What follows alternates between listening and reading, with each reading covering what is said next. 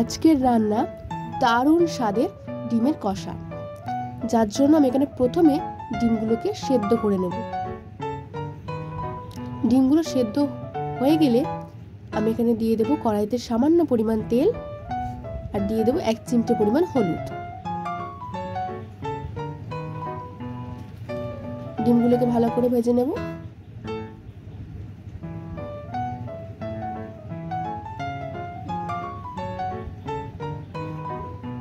ডিম ভাজা হয়ে গিয়েছে, এবার আমি ডিমটাকে একটা পাত্রে তুলে নেব।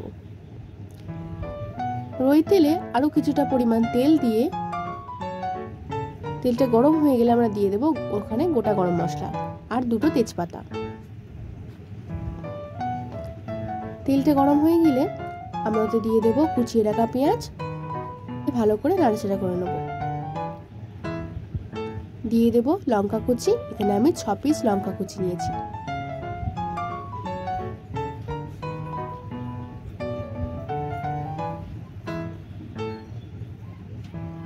দিয়ে দেব কেটে রাখা আলু।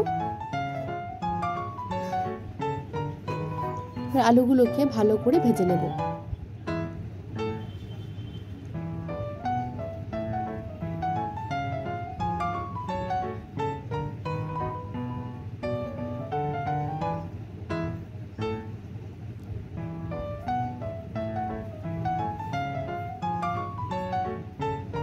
আলু ভাজা হয়ে গেলে এখানে আমরা দিয়ে দেব কুচিয়ে রাখা টমেটো,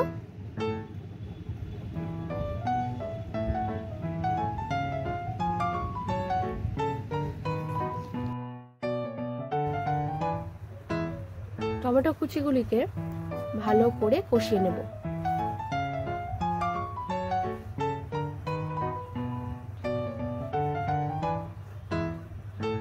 এবার দিয়ে দেব আদা বাটা আর রসুন বাটা,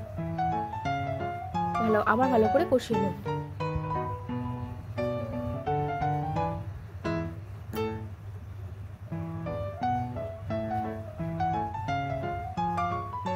এবার দিয়ে দেবো কিছু মশলা, সেখানে আমি নিয়েছি 1 টেবিল স্পুন হলুদ, 1/2 টেবিল স্পুন লঙ্কার গুঁড়ো আর 1 টেবিল স্পুন নুন। এবার সবকটা মশলাগুলোকে একসঙ্গে কষিয়ে নেব।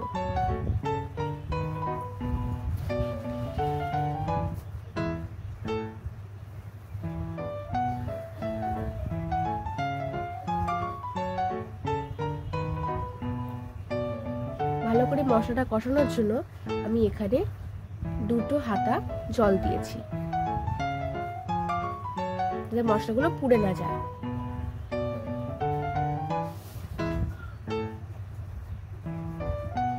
ভালো করে কষিয়ে নেওয়া হয়ে গেছে, এবার দিয়ে দেবো পরিমাণ মতো জল। নাড়াচাড়া করে নিয়ে এবার হাই ফ্লেমে ফুটিয়ে নেব। এদিকে আমি ডিমগুলোকে হালকা হালকা ছুরির সাহায্যে কেটে নেব। আমাদের ঝোল ফুটে গিয়েছে, এবার আমাদের দিয়ে দেবো ডিমগুলি।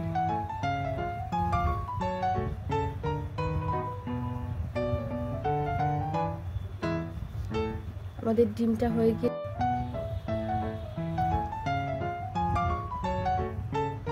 আমাদের ডিমের কষা হয়ে গিয়েছে, এবার আমরা এটাকে একটা বোলে সার্ভ করে নেব।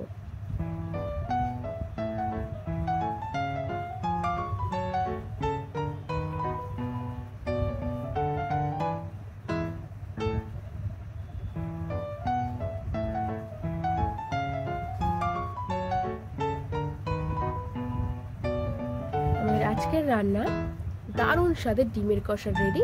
ভালো লাগলে অবশ্যই লাইক, কমেন্ট এন্ড শেয়ার করবেন। Thank you.